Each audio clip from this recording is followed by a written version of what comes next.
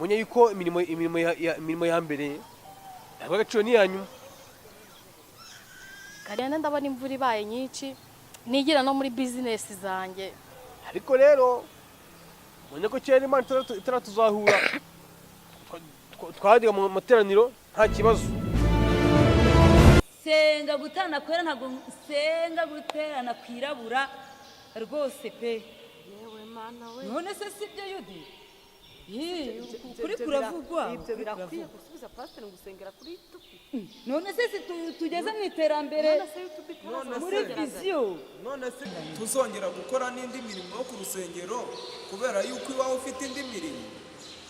Igihe njyewe aho nzajya mbohokera nabonye umwanya nanjye nzajya nza mu murimo w'Imana, ariko nimukanyibazaho umunsi mutambonye, nimukajye munyibazaho ndabibamenyesheje. Yudi sibyo se? Ntibizi. Uyu mukristo ntakurushye. Icyambere yari umuririmbyi. Ahimbaza Imana w'imbere. Cyangwa uri umuririmbyi.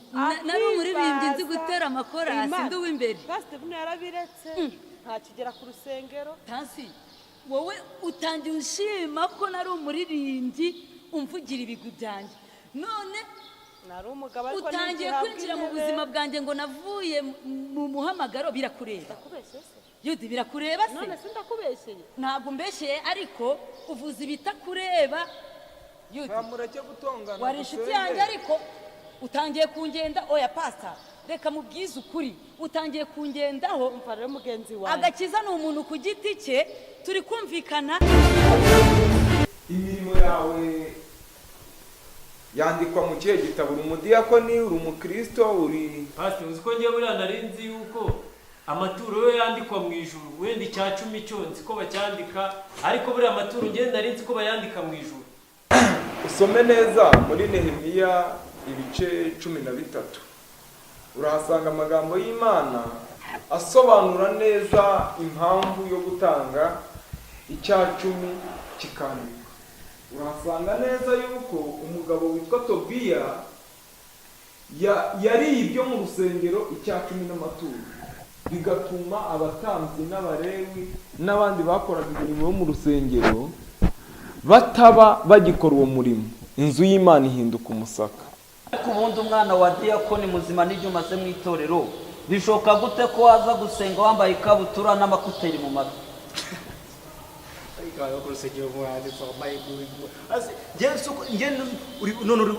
uri kureba ugasanga nawe nkijijwe. Ndakijijwe nanjye ndi mu mwuka w'Imana. Utinyuka uzambaye ikabutura? Ikabutura nambaye ni ikariso. Ntabwo ari ikariso, ariko nta nubwo ari umwambaro wo kuzana mu nzu y'Imana, wo kuzana ahera h'Imana. Kariri wowe? Anyesi we. Kari akubwiye ngo utanga ibya 10 n'amaturo, ndakubwira ngo Karisa mwana wa mama wagiye neza, none reba ugeze akotse ibigori. Kari Anyesi we. Uminsi yatiye mugarama ntago ajya kwefasha. Kari reba yanda yaragiye. Yesu we. Kari kuko naho byageze nuko byagenze nyine. Nuko siteye. Kari ihangane, Imana izagufasha. Komeza uyizere, komeza uyiringire, izakugarurira ibyawe wabuze. Kari komera, tuzajya tugusura kenshi. Imana izabaha umugisha. Anase Kari ko bambwiye ngo wotse ibigori ubyokereza hano. Uriya musaza Imana iguha umugisha kugiye kutujyanira uyu mwana. Ngaho rero tubwira uko uzamufata neza rwose, kandi Imana ikugirire neza. Yewe ntabwo mvuze ko ngiye kujyana uyu mwana, ahubwo ndarebye nsanga uyu mwana ugomba kumujyana we nka pasiteri, kuko ni wo mukozi w'Imana, nta wundi mukozi w'Imana uri muri twe. Kutubwira ko umukozi w'Imana ni ugomba kumujyana. Rero ni mukozi w'Imana, uyu mukobwa w'imfubyi ugomba kumujyana. Pasiteri ni wowe mukozi w'Imana. Niko mutubwira idini y'ukuri nifasha imfubyi n'abapfakazi. gerageza rero ibyo uvuga urashobora kubona pasiteri birakwiye nk'umukozi w'imana uyu mwana aha twamushyira natwe ubuzima tubayeho buratugoye ihangane umwana umujyane pasiteri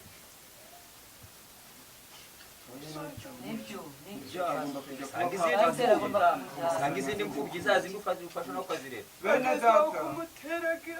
Bene data murabizi